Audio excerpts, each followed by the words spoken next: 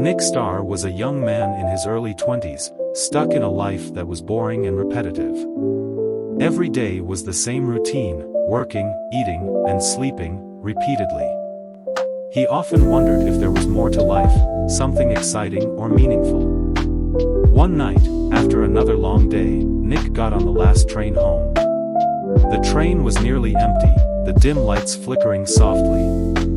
As the wheels clicked against the tracks, Nick leaned back in his seat. "Just another dull day," he muttered before closing his eyes. The gentle motion of the train soon lulled him into a deep sleep. When he opened his eyes again, he froze in shock. The train he had known about was gone. Around him were tall buildings with shiny surfaces, floating vehicles zooming through the air, and bright, colorful lights everywhere. "What? Where am I?" Nick whispered, his voice shaking. He stepped off the train slowly and looked around. People walked past him, dressed in glowing, futuristic clothing. He felt completely out of place. "This can't be real," he said to himself, rubbing his eyes. "Am I dreaming? Or did I travel to the future?" Nick's heart raced as questions flooded his mind. How did this happen? What is this place? How do I get back?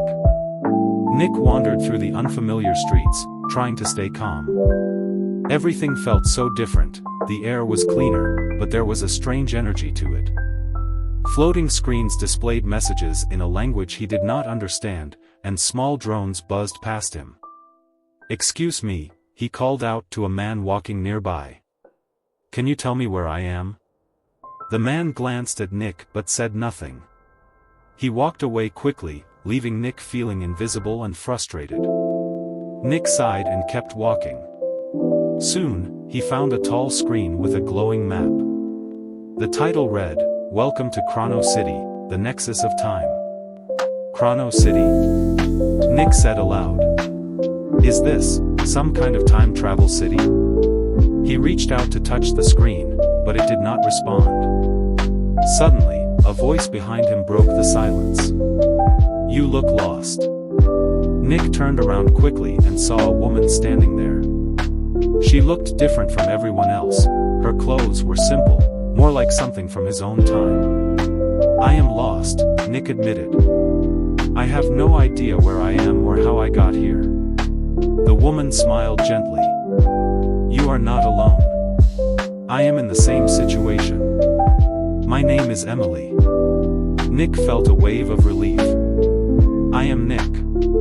"Thank you, Emily. I have been walking around feeling like I'm the only one here where I don't belong." Emily nodded. "We can figure this out together. Two heads are better than one, right?" Nick smiled for the first time since he arrived. "I would like that. Let us figure out how to get home." Nick and Emily explored Chrono City together, their partnership growing stronger with each step. "This place is incredible," Emily said, looking up at the glowing buildings. "But it's also so cold." Nick nodded. "It does not feel like a place for people, does it? Everything is so shiny and perfect, but there is no warmth." They tried talking to more people, but the citizens of Chrono City barely noticed them. "It's like they're robots," Emily said with a small laugh. "Do you think they're even human?" Nick shrugged. "I do not know. But I know one thing, we do not belong here. We need to find a way back."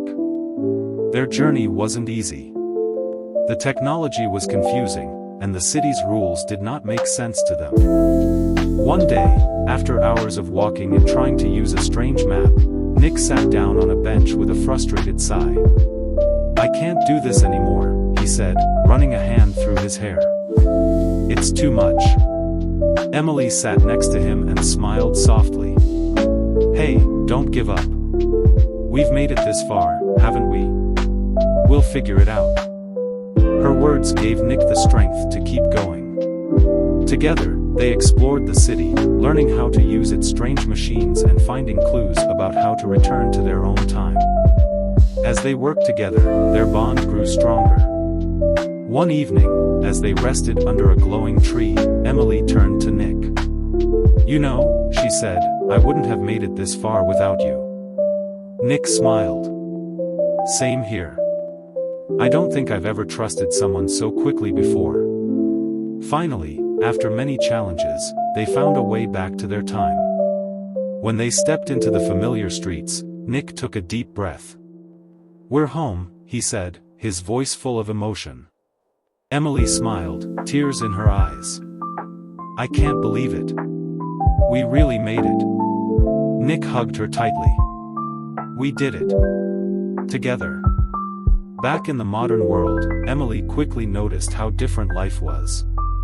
Nick's friends often talked about popular trends, technology, and social media, laughing and joking. Emily didn't understand much of what they said, and it made her feel left out. "Nick," she said one evening, "I feel like I don't belong here. Everything is so different." Nick took her hand and smiled gently. "It's okay. We'll figure it out together. Step by step, just like we did before." Nick made changes to his own life to help Emily adjust. He spent less time on his phone and planned simple activities for them to do together. "Let's go to the market," he said one morning. "We can cook dinner ourselves." Emily smiled. "I think I'm better at cooking than you," she teased. She also worked hard to adapt to the new world. She learned how to use a smartphone and joined modern social activities, even though it was awkward at first. "Nick," she said proudly one day, "I sent my first text message." Nick laughed and clapped his hands. "That's amazing. You're doing so well." Although the process was full of difficulties, they supported each other through it all. Over time, they learned to understand each other's differences and created a life that mixed old traditions with modern ideas. One evening, Emily looked at Nick and smiled. "Because of you, I feel like I finally belong here," she said softly. Nick smiled back. "And because of you, my life gets exciting again."